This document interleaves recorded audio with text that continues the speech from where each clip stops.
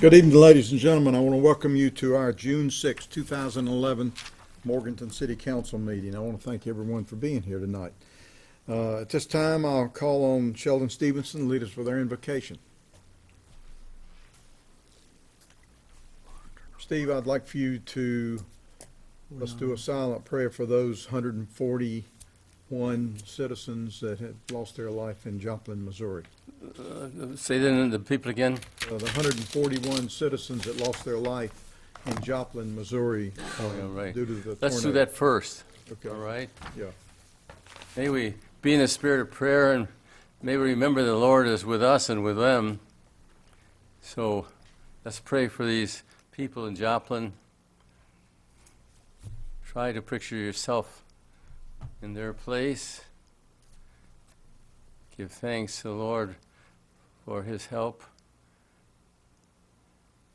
Think of the children. Think of parents who have lost their children. Think of the hospitals that are filled with people.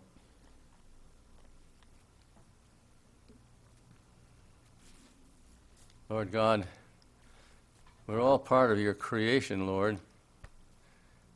Our hearts go out to these people in Joplin and the other places in the world where storms have devastated their homes and their places. Be with them with healing power, with loving care, and with thy Holy Spirit adequate to their needs. And we give you thanks. In the name of Christ our Lord. Amen.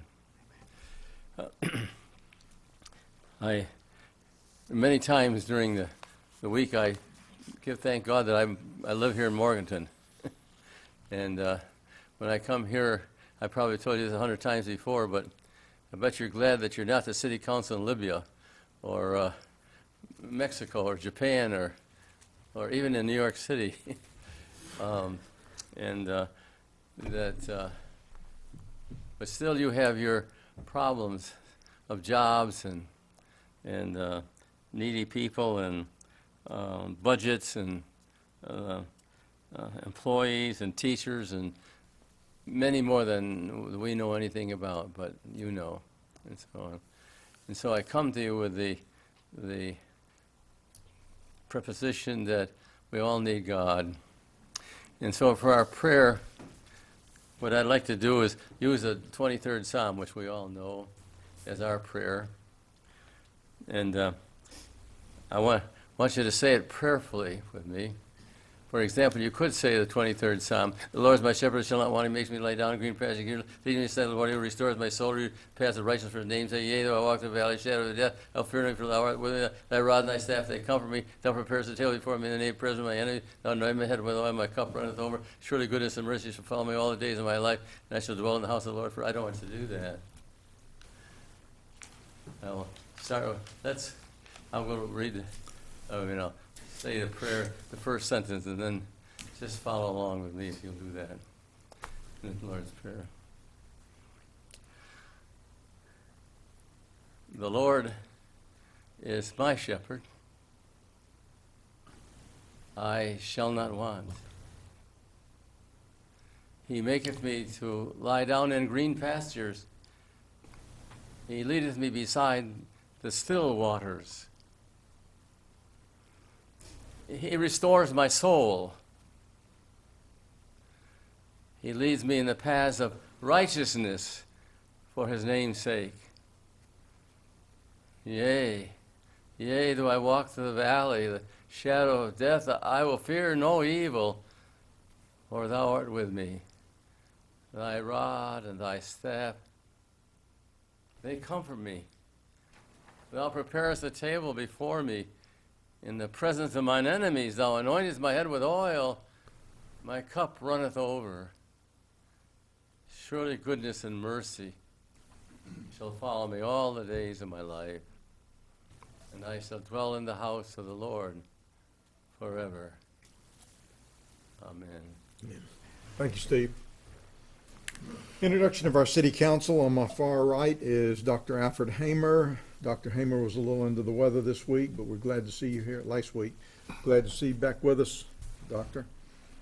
Forrest Fleming, City Councilman, Steve Suttlemeyer, City Attorney, I'm Mel Cohen, your Mayor, Sally Sandy, City Manager, Larry Wilson, City Councilman, and John Cantle, City Councilman, and Kelly Russell, Recording Secretary. Becky Brinkley is over there interpreting for our deaf community for us tonight. Resolutions honoring retiring city employees. Shirley Chandler, I don't have a resolution. It's been turned over to, well, Kelly's got it.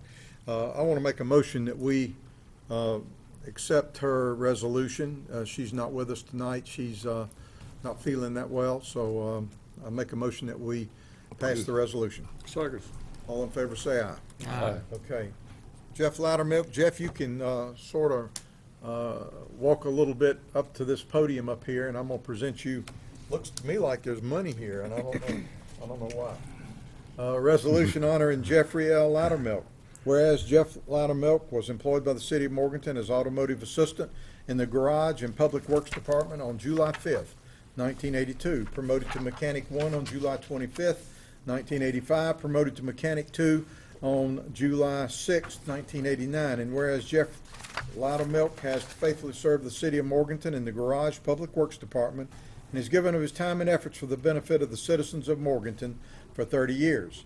And whereas Jeff Loudermilk retired from the City of Morganton as Mechanic 2 in the Garage Public Works Department on June 1, 2011. And whereas the Morganton City Council wishes to officially recognize the contributions of Jeff Loudermilk and express their appreciation for a job well done. Now therefore be it resolved by the City of Morganton that the mayor present this resolution to Jeff Loudermilk, adopted this the 6th day of June, 2011. Mel Cohen, Mayor. Sally Sandy, City Clerk. I make a motion. We accept it. Second. All in favor say aye. Aye. I get to share the two checks with you. One's mine, one's yours. Yeah, good luck to you. Thank you. Miss you. Thanks. All right, very good. Thank you.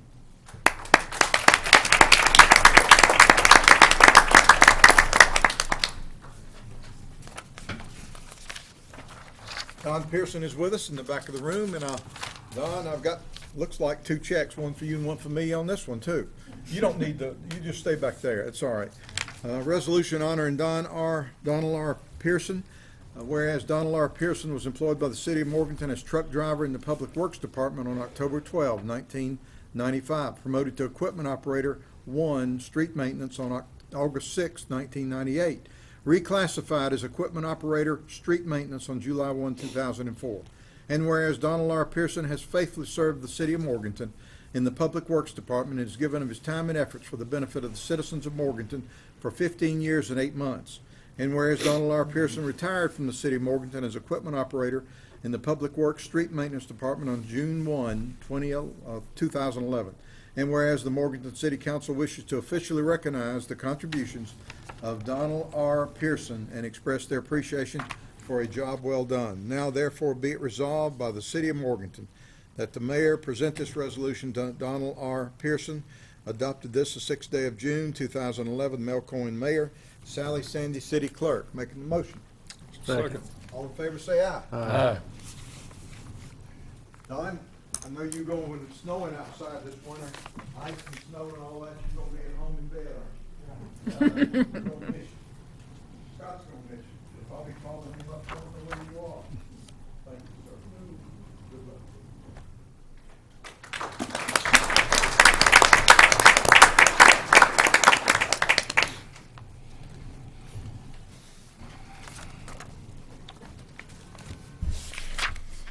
Public advocacy issues and strategies. Sally, you want to mention all that?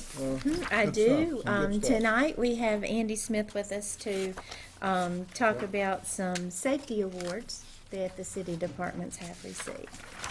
We received a first-year silver award for the Recreation Department in safety in May from the Department of Labor, a first-year gold award for public safety, a first-year gold award for the wastewater treatment plant, a first-year gold award for the sanitation division, a first-year gold award for the administrative departments, a second consecutive year gold for Compass Cable, a second consecutive year gold for the development design department, a third consecutive year gold for our water and sewer maintenance department, a 12th consecutive year gold award for the City of Morganton water plant. Very good, wonderful.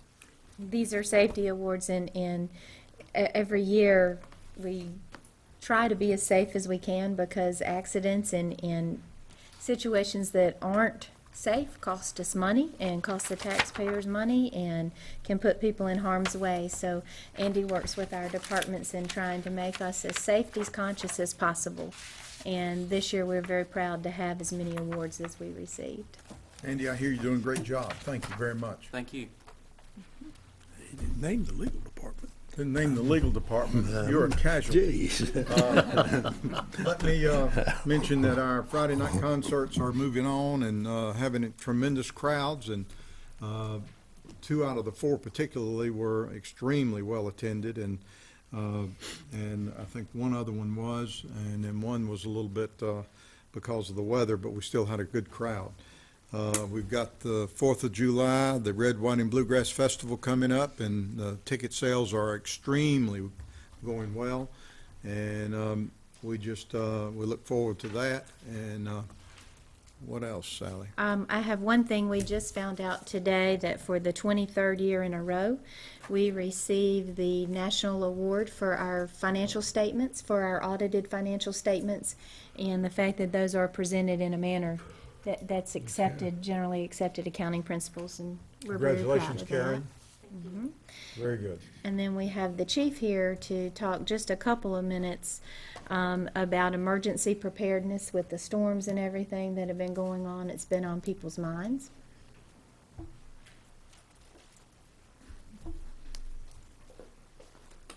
Good evening. I know with the recent weather we've had across our nation, it maybe causes some of our citizens pause for concern about, well, what happens here locally for Morganton and Burke County. And of course, as I've said many times in this setting, much of this flows from the emergency management side with our relationship with Burke County. What I brought with me tonight is a document that's about 400 pages in length, but it is a template and a checklist that allows us to go through a lot of the procedures in terms of all the different kinds of disasters that we might be faced with, whether they be man-made, nature, just the whole gambit. And it provides us, again, with a checklist of the things that we need to think about and look to. We train on this one time of year. One of the product of this is from the Burke Homeland Security Task Force. This was started many, many years ago after 9/11. It's a rather comprehensive document, talks about evacuation routes, shelter in place, you name it, I think it's covered in here. Now, this document is a bit aged in that it was last done in 2003, but one of our goals this year is to update it, because obviously a lot of the information have changed, players have changed, structures, facilities, so forth. But we kind of take the cue from the emergency services family. We're a component, law enforcement, public safety, fire and rescue, we're a component of that, but obviously we all band together to try to confront these issues. Most recently we've had maybe a little more issue with flooding, and trying to make sure folks are not in harm's way when it comes to things on the western end of our county and flooding, things of that nature. So, Thank you, Chief. Yes, sir. We're I always tell people that we're lucky where we're sitting between mountains all around us, sort of protect us a little bit, but you never know. And I think that last tornado went up into Massachusetts, and 3 or 4 people died a few days ago up in that area. So things are a little more severe. well, I think it speaks well of the relationships we have here in the county with all the other municipalities in the county and the Burke Emergency Services, how we work well together. We sit at the same table and try to, think ahead of these things. And so, unfortunately, if it comes to pass, we're prepared. Very good. Thank you very much. Municipal Power, Nothing at consent this time. agenda. Okay, the consent agenda before you tonight actually includes 3 different items, and the staff considers those to be non-controversial. Would ask that you approve those in one motion unless somebody would like an item discussed separately. The items included on that consent agenda are minutes from the May 2nd regular council meeting, tax releases in the amount of $23.99, and then award of bids for energy grant programs and some energy grant projects. And there are actually 3 actions associated with that. One is the award to a low bidder for some HVAC controls, then to award for some other HVAC controls at comma, and then to reject the bids that were included for sensor equipment because we don't have enough funding to do all of that. Make a motion, we approve the consent agenda as is. Second. Have a second? All in favor, say aye. Opposed? Okay, presentation of our proposed budget for the fiscal year 2011-12, Sally. You have included in your packets a copy of the budget message and then also a copy of the line item detail budget, which may be more than anyone is really that interested in reading. The budget is also available in its entirety on the website. There is a copy of it obviously here at City Hall and obviously a copy at the library if anyone is interested in that. Has been an interesting budget season. Every year we talk about them getting more and more difficult, and they do seem to do that. I'm going to go through kind of the highlights of it. Tonight would be the budget presentation, and at the end of this would ask for your consideration to consider holding a public hearing, scheduling the public hearing to be held on the budget on Monday, June 20th at 6:00 p.m. in this room. The budget before you is a $63 million budget. That is a 2% decrease from the budget that we've been operating under this year. In large part a reaction to the economy and the continual decline in our revenues. In that, we have very minimal capital planning. A lot of this is going to seem much like a broken record over the last several years. We continue to carefully plan any kind of capital purchases or capital investments because money is tight. We'll tell you that in this budget, we have been very fortunate to get some grants, some federal and state grants. There's a total of $423,000 in grant funding included in here. Those are for some public safety opportunities and also for some reimbursement opportunities for our health care costs. One of the tasks that the departments had this year coming into it, and we've, as you are well aware, we've been through the last several years and we've gone through a lot of cost-cutting measures. As is often described, the low-hanging fruit has been gone for a couple of years. The medium-hanging fruit has been gone, and this year we went even deeper and looked at an additional minimum of a 5% reduction in the budgets that were submitted. Looking at further reductions, the real story comes in the people, the personnel, and the related costs to that. The budget that you'll be considering has 44 frozen positions in it, and that will be 13% of our total workforce. In addition to that, part-time help has once again been reduced. On top of the reduction of this year, it has reduced another $195,000 in next year's budget. The frozen positions that have happened between the current budget we're operating in and where we're going to end up at the end of this year, you can see by fund the value of those with the associated benefits, and that's $1,056,000. And so that is a big part of the picture of how this budget has been reduced to such low levels. A couple of other things that are included in the budget, and this is very difficult because as we've talked before, we have a lot of partnerships. And the chief just talked about one. You know, we work with the other municipalities, the county, other entities in the state, the COG, you name it, and we work with them. One of the things that is proposed in this budget is a 10% reduction to those partnerships that we have, and that includes the Burke County Library, and the library was reduced by $21,553. The Burke County Narcotics Task Force, which is another partnership, by $2,000, and the Foothills Regional Airport by $4,232. We had a closed session to begin this meeting to talk about some economic development opportunities. BDI is another one of our multi-jurisdictional partnerships. That is proposed to continue funding the operations of the Burke Development Group at the same level at which we are this year, which is $75,000, but has in it a one-time net savings of the amount of money that we spend each year on debt service at the Burke Business Park. That's a partnership between the city, the county, and several other municipalities. And took advantage of an opportunity, and BDI is going to make that payment, in essence, for us next year. So we have a one-time savings. The total savings to everything here is $162,000. To BDI, it is $134,000 alone. That is a savings that will not be available next year, because they don't have the money to continue to make that debt service payment.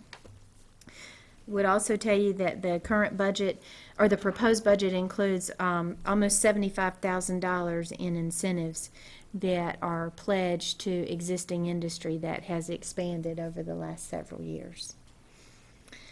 The general fund, which is where general government and typical government services that you think of happen: public safety, recreation, sanitation, inspections, zoning, administrative functions, those kinds of things. The proposed budget is a little over $18 million.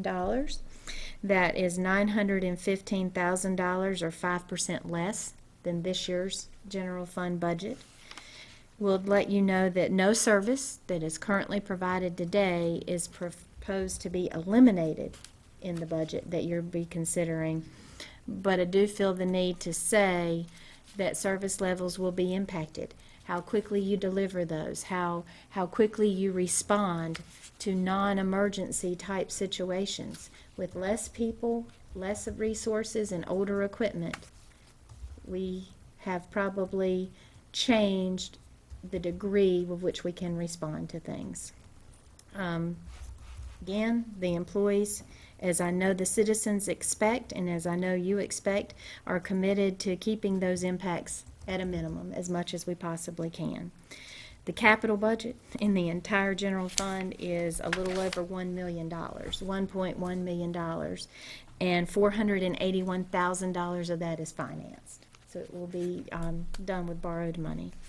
There is no appropriation of fund balance in the general fund next year.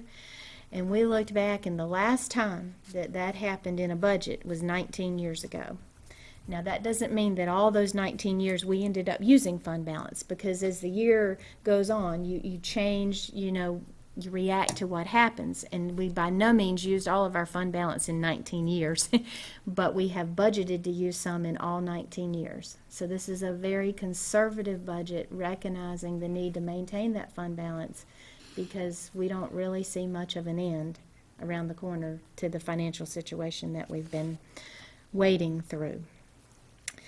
No increase in ad valorem taxes recommended. It will stay at 46 cents per $100 value if you choose to accept this. We'll tell you that 1 cent on that tax rate generates about $154,000. You'll notice that that's gone down over the last several years. You'll also notice that ad valorem taxes next year are projected to decline by over $187,000 from this year. That is a direct result of less reinvestment in personal property and equipment by the largest taxpayers. That's a trend we've been talking about for a couple of years. It's very disturbing. I know the next slide has a lot of numbers on it. Just ask you to take a look at those. It kind of hits the largest revenues and highlights what they've done over the last 3 years. And the decline over the last 3 years in those revenues alone is about $500,000. And so that's over 3 cents on the tax rate. The other things included in the general fund: privilege license taxes. That's been a big topic of discussion this year. The budgeted amount for that is $175,000. It includes, I told you last year, that was probably one-time revenue. It may be, it includes $95,000 for video gaming businesses. They are still operating and still conducting business to date. That may change when the state General Assembly takes any kind of action that it may, but we are budgeting for that at this moment. Additionally, $37,500 in revenue associated with a recommended increase in the privilege license fees. That is a recommended increase in the flat fees, and taking those up so that no single category of business would be charged more than $100 for the privilege to operate a business. Several of these things, and I'll talk a little bit more about that at the end, are items. You recall that back in the winter, you appointed 2 citizens advisory groups, about 45 people that participated in those 2 processes. A lot of these suggestions come in part from the work of those 2 groups and have been incorporated into the budget. Comma includes some increase in rental fees, some service charges. The most significant one of those is a per ticket fee. Like you paid a Ticketmaster and everywhere else, you have had that in place. It has been $1. Those are recommended to go up to $2 and $3 based on the ticket price. For individual tickets and tickets sold over $10, the price would be $3. For anything $10 and under, it would be $2, which protects a lot of the local, the dance recitals, the local church programming, the things that happen in this community by community people with a much cheaper ticket than for some of the Broadway shows and the larger shows that come. Comma. Bill took very seriously the suggestions from the citizens group to reduce his expenses and reduce those by 8%, little over $69,000. And between those 2 things, the increase in the revenues and the decrease in the expenditures, we are right on the target of meeting what the citizens group suggested would be an adequate subsidy by taxpayers for the value that Comma adds to our community. The community house, which is included in the general fund, as it was the current year that we're in, is budgeted at $290,000. That's 3% less than 1011. That's a reduction in part-time help. Once again, second year in a row for that. Couple things for the community house. There continues to be a subsidy for the community house to recognize the fact that it provides a service to the community and that there is a value in that. Establishing a 20-person minimum. Basically, if you don't have 20 people and you want to have an event at the community house, you're going to need to pay the fee for 20 people, which is to help cover the cost of having the community house open and providing your group the opportunity to meet there. The electric fund, by far the largest part of our budget and very significant. Next year's budget is $31 million, a little over $31 million compared to almost $29 this year. That's a 7% increase. We'll tell you that Dan and the electric department did their job in decreasing the operational lines that we control. The cost of power, the wholesale cost of power, we do not control, and we are going to receive a 5% average wholesale rate increase that's being passed on to us from electricities. In actuality, that is figured on a 1.5% growth rate in our whole system. And we haven't been experiencing that. That is the average growth rate figured into that rate for all 19 cities in the Western Power Agency. Because of that, we are recommending that you consider passing on 6.5%, which is the 5% plus the 1.5% growth. You'll recall the last couple of years, we have been in a mode of having to pass along our wholesale rate increases, doing some rate restructuring. This is the 11th consecutive year that we have had a wholesale rate increase. And for quite a few of those years, we absorbed that through rate stabilization.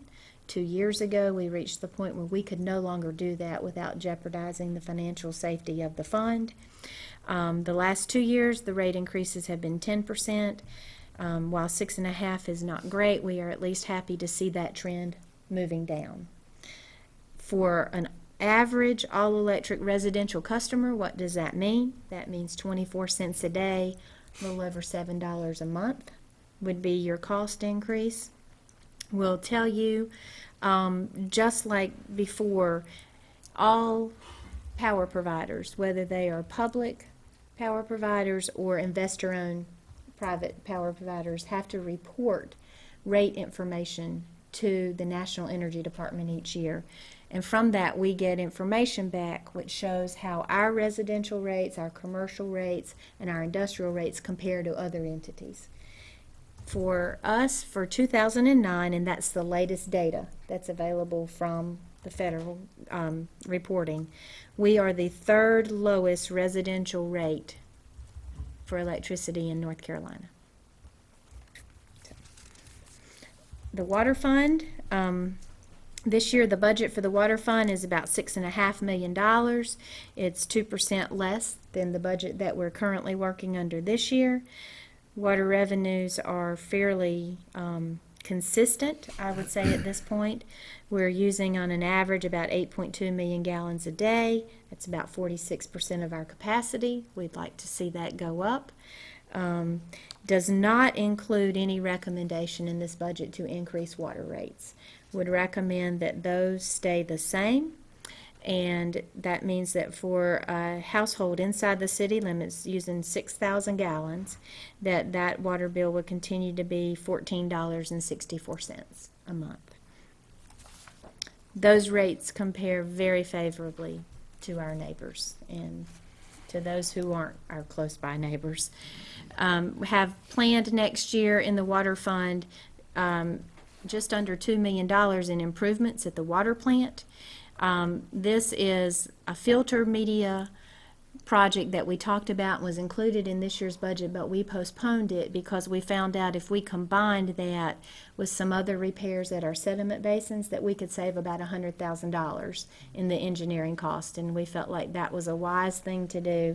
So we postponed that and are asking to include those two things to be financed in next year's budget and to be paid for with the debt recovery charge that is already included on people's bills. Does not include an appropriation of retained earnings.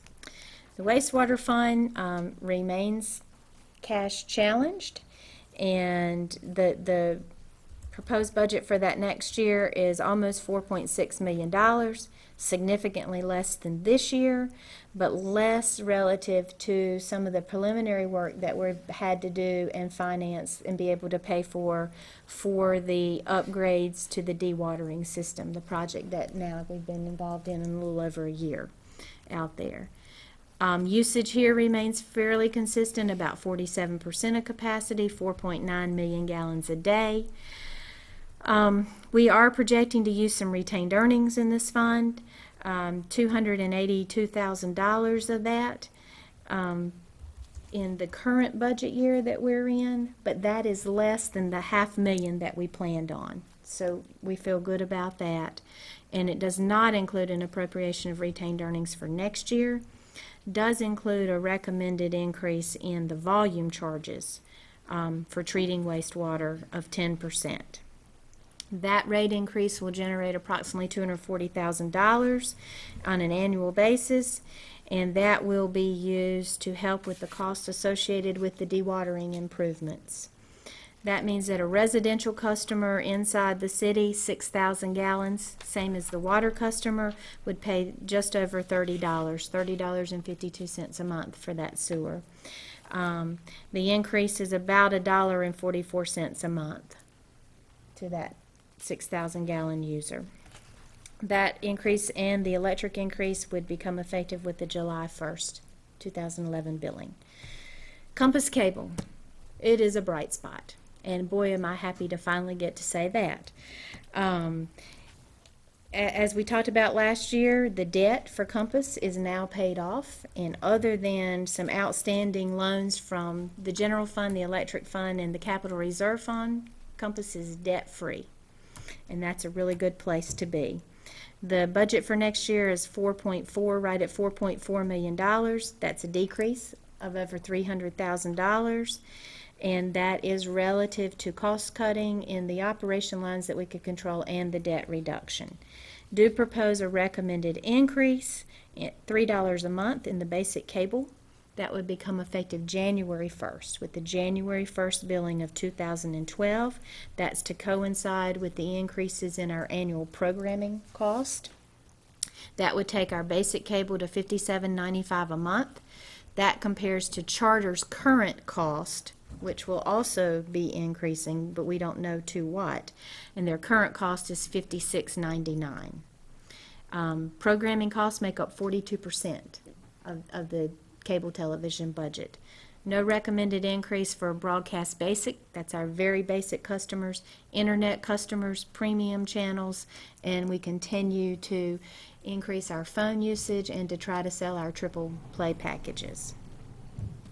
The really exciting part is that included in this budget is $255,000 that Compass is paying back for the money that it borrowed in the lean cash years.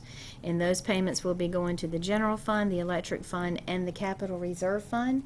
Plan to have those loans paid off over the next 3 years. This is the first of 3 installments. Cemetery Trust Fund, that's where we accumulate the funds to take care and maintain our cemetery.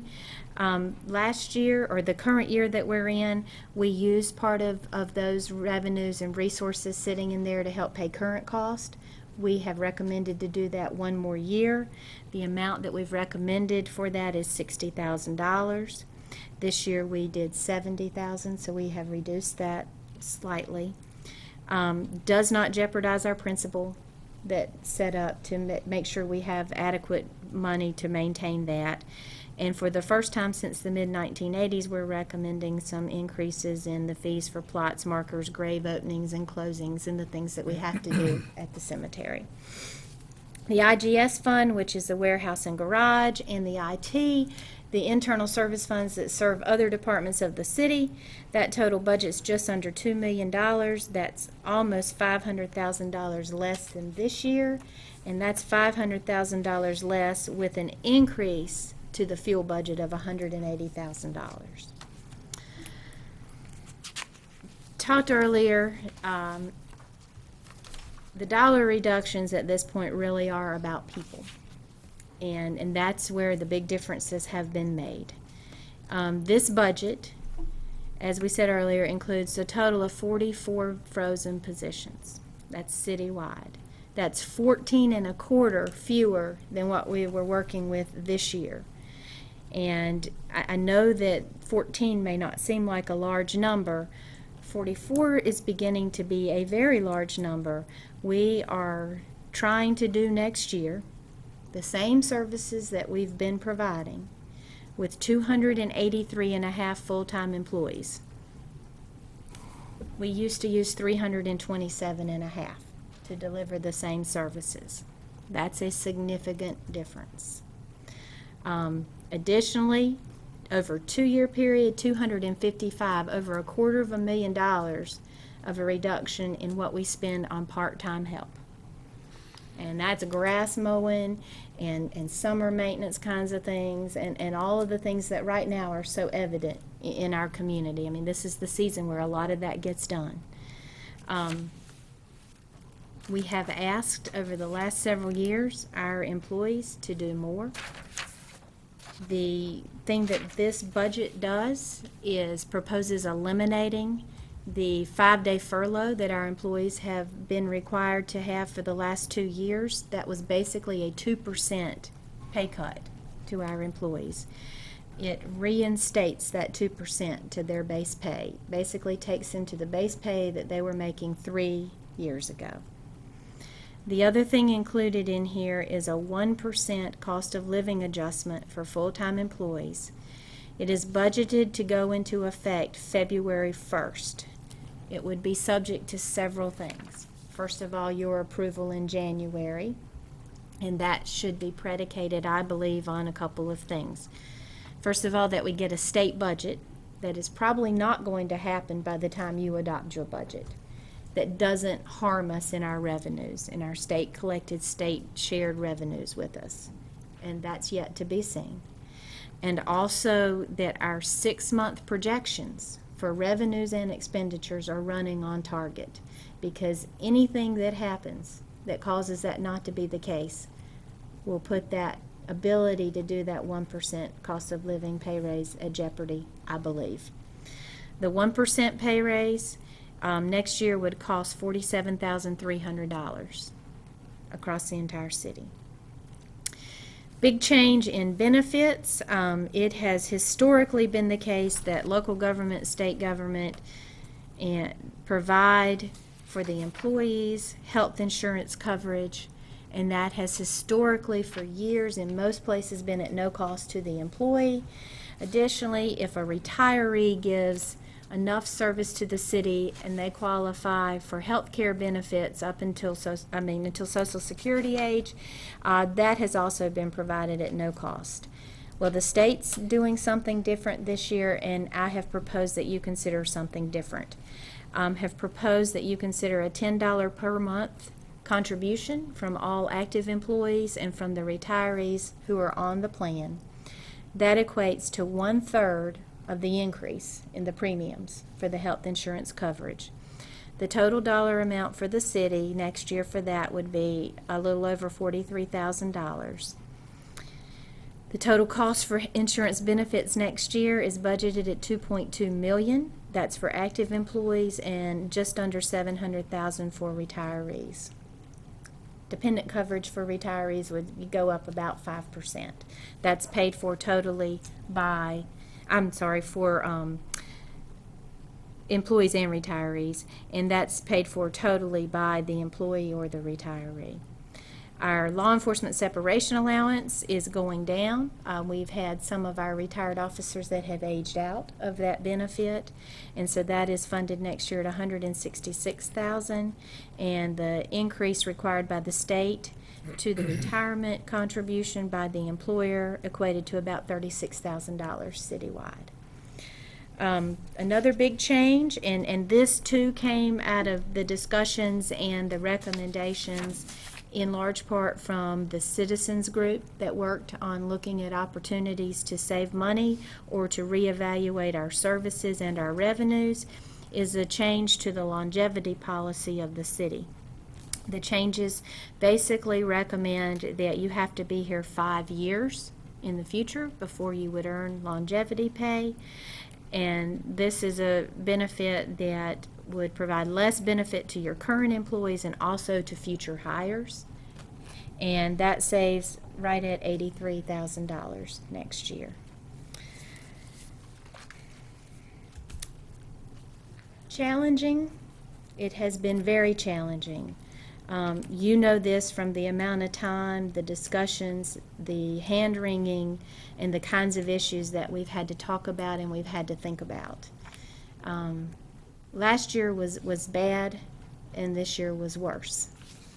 And next year may not be significantly different. I can tell you that the department heads stepped to the plate.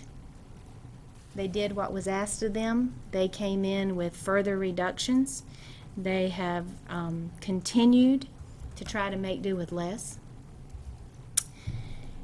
The employees, I think, accept the challenge of continuing to provide the services with less people, with older equipment, with just a whole different day-to-day operation than what we have had in years past. And I think that they, in large part, they've done that with less pay, and I think that they've done that with good attitudes. And there's something to be said for that. You all know that your involvement in the minute details in the early decisions in the budget process over the last 2-3 years, that has changed significantly. And that's a difficult place to be. I thank Karen for the work that she did. Say it every year, it gets more and more difficult, and it does, and I thank you. I believe that this budget is responsible. I believe that it's sensible given the times that we're in and the situation that we face. I think that our employees are committed to doing their part. And I ask that the citizens commit also to do their part, because we are in partnership together in this, because it's our community and it's the place that we all love. So I present all that to you, and I probably talked longer than I said I was going to. Lee Anderson asked me today how long I was going to ramble on, and I probably told him less minutes than I did. But there's a lot of work that goes into this and a lot of thought. And so that is the budget presented to you for next fiscal year. Let me say a few words, and probably echoing what Sally has already said. She steals the thunder, but Karen, I want to thank you for all the hard work you put into it, collaborating with your department heads, of course Sally with the department heads. I've never seen such a cadre of people that have worked so well together that this time, I mean, I guess I saw it more this time. It's my 26th budget, and it is getting more and more difficult because we must depend upon our economic development to bring us some new things and some good successes. We've got to depend upon staying sharp, and what the department heads have done is manning their forces with good people and people that were conscious of what the economy was around us. Doesn't look good from all the indications of the last 3 or 4 hours watching the news on possibility of going back into another real slowdown. But anyway, the 19 years without going into funds balance I'm blown away.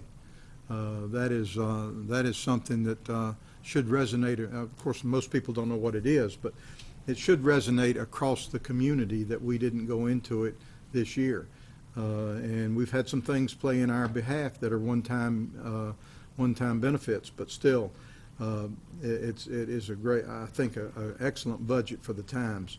I just hope the citizens will understand when they call up the mayor and wanting Freedom Park mode more frequent, that they understand that it's going to be mode, but it will be just a little bit delayed from what it used to be. And understand that $1,056,000 worth of people are not here, or those jobs aren't here from last year. $1,056,000 worth. So all I can say is it's a job well done, Karen, and your department heads, and many of you are in here today. Sally, particularly, pulling all of it together. We appreciate the work. I really do. And I make a motion. I know we're going to talk, somebody else might want to say something, but I want to make a motion that we call for the public hearing at 6 p.m. on, 6 p.m. on June 20th in these chambers to have the public hearing. Second. We have a second. And any discussion of that date? All in favor say aye. Aye. And y'all can.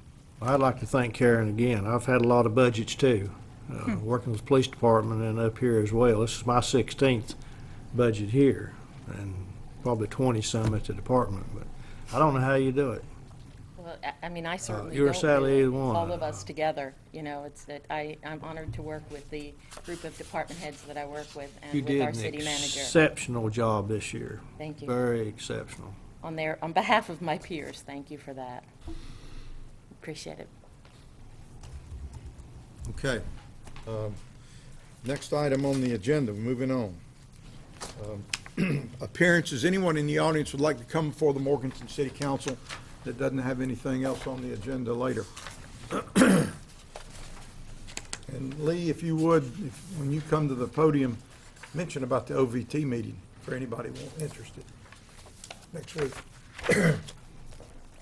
You're talking about the upcoming meeting on the 14th? Next Tuesday. The National Park Service will be coming to town on June the 14th. We've invited some of the community leaders and groups that have been involved in that effort to help us find out how we're going to help them achieve the location here. They've selected us, and now their price tag is about $3 or $4 million to build their facility. And so, trying to find a way to get them located in this facility, in this city, is what we're going to try to do. Very good. So that's the next task. Okay, thank you very much. Have a gentleman back here. Come to the microphone if you would, and just state your name and where you reside. This, over here, yeah, there you go, yeah. My name's Roger Lane. I reside outside the city of Morgan, but I own a business in Morgan. This is regarding the the privilege license fee or tax, going from the standard of $25 to $100, which is 4 times the max what it is now. I run an antique mall. I rent spaces out, and basically what they pay now, they raise Cain about. Plus you have several hundred probably at the flea market that does weekend sales. You probably will wind up losing more revenue than you're going to take in with that, if you think it over. Because think of the hundreds that you have at the flea market. Sometimes they do 1 week a month, which is 2 days. Would they pay $100 to sell for 2 days versus 25? So you got to think on a lot of that. Plus, you got a lot of vendors in different places that does the same thing. I just wondering if you thought all that over. We've been thinking about it since December of last year. Well, that's a lot of thinking to do, but like I say, I understand. you're going to lose a lot of people, and Yeah, it that's could right. possibly, with that, it could possibly shut my business down. I understand. We have the public hearing, and that'll be the perfect time for you to make your presentation to us, if you don't mind. Okay. We'll take it now, of Well, course. just, okay, but like I say, I'll be back. Okay, I appreciate it very much. appreciate it. That's at 6 o'clock on the 20th. I've got it wrote down. Yes, sir. I want to, anyone else? I'm going to open up a public hearing to consider a rezoning request submitted by Burke County to rezone approximately 20 acres at 115 Wamsetta Mill Road, the old Frederick Edward plant, from general business conditional use to light industrial. Sally? We have Susan Burley here tonight from the county to talk about this. The county is looking at taking away the conditional use zoning and zoning this to a light industrial use, which fits the area and the use for the building. Good evening, and thank you, Mayor and members of council. As a manager, pretty much already explained everything. I'm really here tonight on behalf of Burke County just to say we hope that you'll consider this rezoning in a positive light. BDI has been working on an economic development project out here, as you're probably aware, and we just want to make sure that when the project's ready to move forward, that the property is zoned appropriately and there's no roadblocks. Thank you. Thank you, Susan. Anyone in the audience wishing to speak for or against the rezoning? Oh, wait. Scott Darnell of Burke Development, 2128 South Sterling Street. As Ms. Burley's pointed out, we discovered this zoning difference when we were in due diligence with the project. Again, it's 100,000 square feet. It works in the area. The company we're working with will bring jobs, but at the same time, it fits the light industrial zoning classification. So we want everything to be legitimate and go through the proper process. So, we ask for your support rezoning this property tonight. Okay, very good. You got his name? Okay. I'm going to close the public hearing. Council? Bill makes a motion to adopt an ordinance rezoning 20 acres of property at 115 Wamsetta Mill Road from general business conditional use to light industrial. Second. I have a motion. We have a second. Any discussion? All in favor say aye. Aye. Opposed? Okay. Other items, consideration of the establishment of an employee retiree cost sharing of the city health plan premium. Sally? This relates to the $10 that we talked about in the budget presentation. One of the things that we need to accomplish moving forward with that, our employees and retirees are having to sign up right now during open enrollment for their insurance. And since we've never done this before, we need you to establish this so that we can put it in place by July 1st, and we need to get that done before the June 20th meeting. So we're asking that you approve the $10 per month charged to the employee and then the eligible retirees. Motion to approve a charge of $10 per month for each employee and eligible retiree for city health insurance effective July 1, 2011. Second. Have a motion second. Any discussion? All in favor say aye. Aye. Okay, next item, consideration of amendment to city's flexible benefit plan, Sally. This relates to the same thing in allowing for this cost to happen. We have a flexible benefit plan that complies with IRS rules. Under that, employees can have this taken out pre-tax, and we are recommending that we adopt a policy that says that will automatically happen unless they opt out of that. That is not available to retirees under the IRS guidelines. I'll make the motion to amend the city's flexible benefits plan to provide that all employees shall be automatically enrolled in the premium expense account plan effective July the 1st, 2011, and shall have the opportunity to decline participation at the time of initial hiring and each year during the open enrollment period. Second. Have a motion second. Discussion. All in favor say aye. Opposed? Consideration of amendments to the Morganton Main Street Small Business Loan Agreement, Root and Vine LLC. Sally.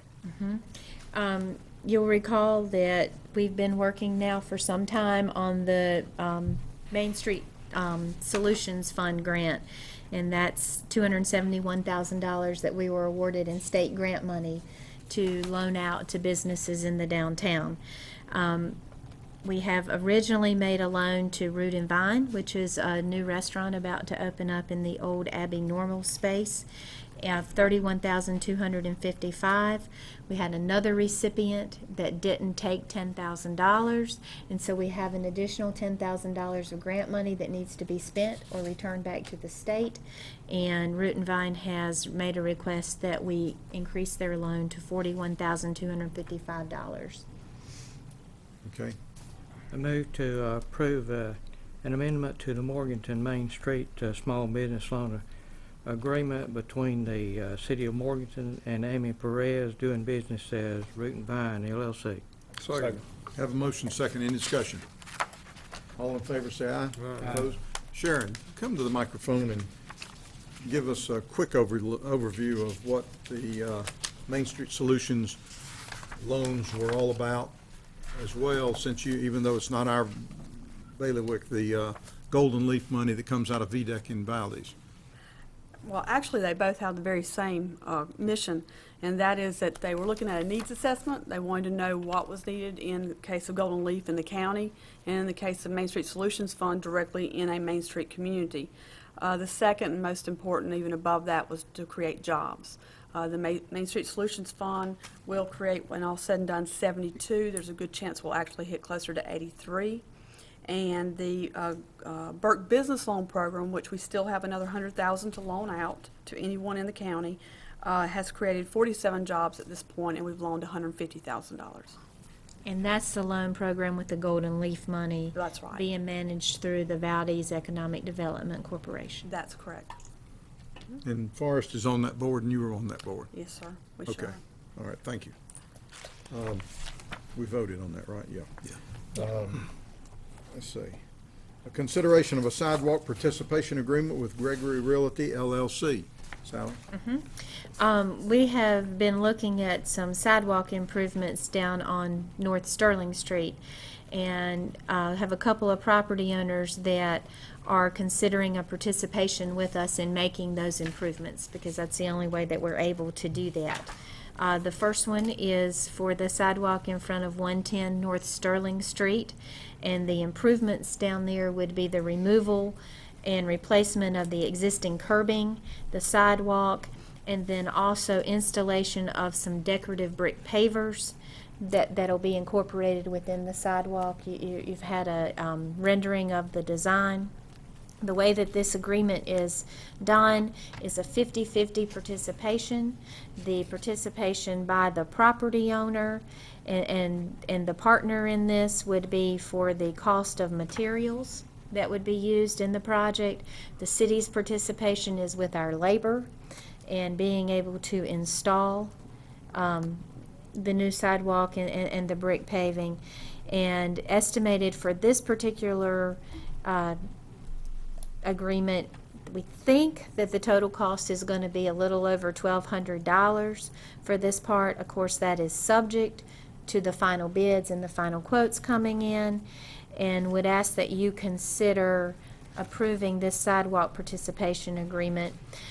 Should be able to get started on that fairly quickly once we have approved these agreements. I move to approve sidewalk participation agreement with Greg D. Realty LLC. Second. Any discussion? All in favor, say aye. Scott, I understand if there is any delay, it's because Steve can't get the picture from John Payne to put in the sidewalk of himself, his picture. Okay, and if you can, if he can rush that up, we'd be greatly appreciative. Well, doesn't these funeral homes be able to handle that? I see them on cemeteries and these things. We may have to charge extra for that picture. All right, next item, consideration of a sidewalk participation agreement with Belton Pfeiffer LLC. Sally. This is a second sidewalk participation agreement. The difference in this one is this is for the section of sidewalk at 100, 102, 104, 106, and 108 North Sterling Street. Considerably more sidewalk and considerably more linear feet. The same deal, the 50% participation. The estimated material cost for this one is just right under $4,500. For this one, because of the cost, ask consideration be given to doing this in 3 installments. Those would be annual installments, and those would be at 2% interest. I'll make the motion to approve a sidewalk participation agreement with Belton Pfeiffer LLC. Second. We have a motion, we have a second. Any discussion? All in favor, say aye. Opposed? Okay. Community Development Block Grant, Small Business Loans. Lisa and Lee, you gonna let Lee do it? Yeah, Okay. we have 3 small business loans for your consideration, and Lee's going to talk a little bit about the program. And give us, about a little bit on over. Okay, each year the Department of Housing and Urban Development allocates a certain amount of money to the city of Morganton for the purpose of either creating low and mod jobs or assisting low and mod individuals that are income eligible. We've done many different things with our money over the years since the early 90s, including much of the redevelopment area. We've done housing renovation, we've built new housing, we've participated with private developers. We have done small business loan programs in the past.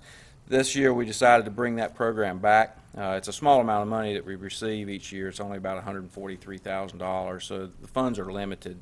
But in order to hopefully recirculate these funds, this program makes available anywhere from $5,000 to $30,000 for business owners who want to either create a new business or expand an existing business that hire low and moderate income individuals.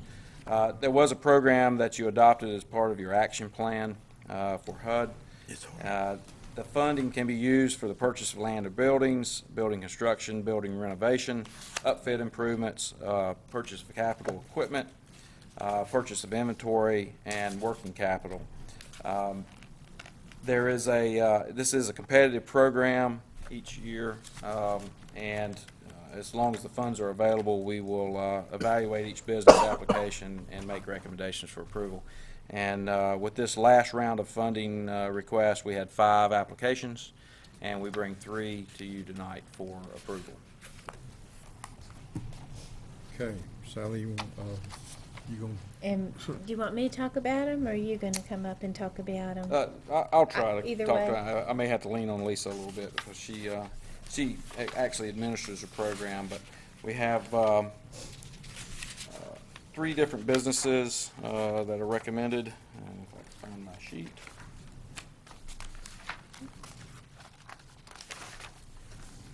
Which I have misplaced. And the first one in our packet is the CBS Sports for the outfitters. Okay, the 3 applications that were recommended for approval, CBS Sports doing business as CBS Outfitters. Brian Searcy with CBS Sports, which is a long-time business in Morganton is proposing to expand their business to do an outfitting business out of Catawba Meadows. This would be a canoe, kayak, and tubing rental company that would offer excursions along the Catawba River and other nearby rivers. You considered a program at your last meeting to allow businesses to operate or concessionaires to operate out of Catawba Meadows, and this is a proposal that we would recommend approval of. The second is a $30,000 loan to Root and Vine. It's the same company that you've worked with this Main Street Small Business Loan Program. They are seeking additional funding for purchase of equipment and also additional building upfit. The program would allow them to hire 20 individuals. Oh, and the CBS Sports, they are saying that would be up to 3 positions. The third and final one that we are recommending tonight is Franchise Freight LLC. They are a trucking management and service company that would be located in downtown. This company is an intermediary between owner-operator truckers and companies that need freight hauled. They match those folks together, and there's also a unique program to help them with some of their management of their program to allow the truckers to focus on their truck driving and not and hopefully the business will be managed by this service company. They share in the cost of the freight charge to put those people together. And so it's a good opportunity to advance our service business industry here. It is in our downtown. They are expecting up to 5 employees to be created as part of this business. And so we would recommend approval of funding for that company as well. The agreements are all the same. They're all $30,000 loans, except for the change in the company. The loan agreements are all the same. I would ask when you consider them if you're going to approve them. Well, you can do it one at a time. We can do that, take care of that. But Lee and I have talked late this afternoon, and we need some technical amendment changes to reflect some of the individuality of some of the businesses and what they're going to do.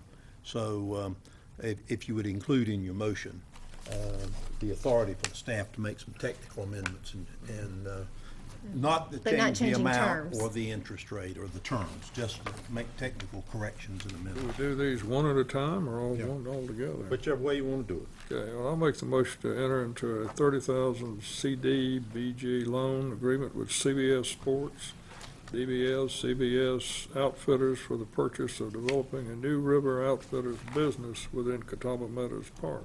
Second. Discussion. All in favor, say aye. Opposed? Motion to enter in a $30,000 CDBG loan agreement with Franchise Freight LLC for the purpose of developing a new trucking service branch office within the Central Business District. Second. Have a motion, have a second. Any discussion? All in favor, say aye. Aye. Opposed? And the third one is a motion to enter into a 30,000 CD BG loan agreement with Root and Vine LLC for the purpose of developing a new restaurant within the Central Business District. Second. We have a motion, we have a second. Any discussion? All in favor, say aye. Opposed? Okay. I'd like to make a comment. The business plans that were part of this package, I thought that was very well done, Lisa, and thank you. Consideration of appointments for vacancies on boards and commissions. First one we're going to do is Human Relations, and we are going to reappoint Mary Wright, Fred Roberson, and Erin Norrell, and one position will remain unfulfilled, looking for a Hispanic or Hmong representative. Second. I have a motion second. All in favor say aye. Fireman, it was. Fireman Supplemental Retirement Fund, 2 council appointments and 1 public safety appointed vacancies. Expiring terms, Dave Rader, Sheldon Stevenson, and public safety appointee Carl Walden. These 3 have agreed to be reappointed. All in favor say aye. Aye. Community Appearance, 4 vacancies. Want to be reappointed are Martha Franklin and Bill Allman. And that's the only thing we'll be doing today is reappointing those 2. All in favor say aye. Aye. Cable Commission, we have Bill Robertson and Barry Stock have agreed to be reappointed, and a new member, Richard Garrison, to be appointed along with these 3. All in favor say aye. I think we have 2 other reappointments too, Barbara Palmento and Oh, yeah, Mary I'm sorry. Wright, Yeah. I believe have also agreed to be reappointed. Okay, Barbara, all right, we've already done the others, Barbara Palmetta and Mary Wright. Oh, I'm she's sorry, declined. Mary Wright has declined. Barbara has not, right? Barbara? Okay, well, she probably usually will. All in favor of Barbara, say aye. Aye. Opposed? Okay.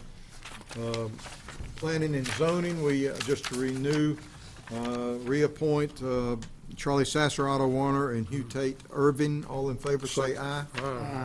Recreation, 3 vacancies. Donald Clark, new member, Mike Ramsey, new member, and Rick Roper, new member. All in favor, say aye. Main Street, we need to reappoint Diane Ryle, Judy Willis, Ben Belton, Bryant Lindsay, Eddie McGimpsey, and I'll just go ahead and throw in Mike Watts, who I have asked to join. At this time, all in favor of these, say aye. BDI, we're going to go pretty much month to month on Rich DeAugustino. Not month to month, but we're going to reappoint Rich, and Rich is getting toward where he wants to retire more, and but we'll ride with him as long as he'll ride with us. All in favor of Rich, say aye. And John Cantrell. John Cantrell. John who? Cantrell. John, we're going to up the pay for you. Thank you. Include the airport for me. Yeah, all John in who? favor, say aye of John Aye. Cantrell. All right, anything else from your desk, Sally? Nothing. Any of the city council members? All in favor of Not want to adjournment? mention we don't meet next. That's right, next month we do not meet. July is vacation month. Hey. But we'll be back here June 20th. Wait a minute. I wanted to say a while ago, the farmer's market will start opening on Wednesdays, starting this Wednesday from 2:30 to 6. We've had an overwhelming success on Saturdays, but the farmers have so much product, and so they will be out there on Wednesdays from 2:30 to 6, starting this Wednesday. If you haven't been to the farmer's market, you're missing something because it is well attended. Meeting adjourned. Now you go.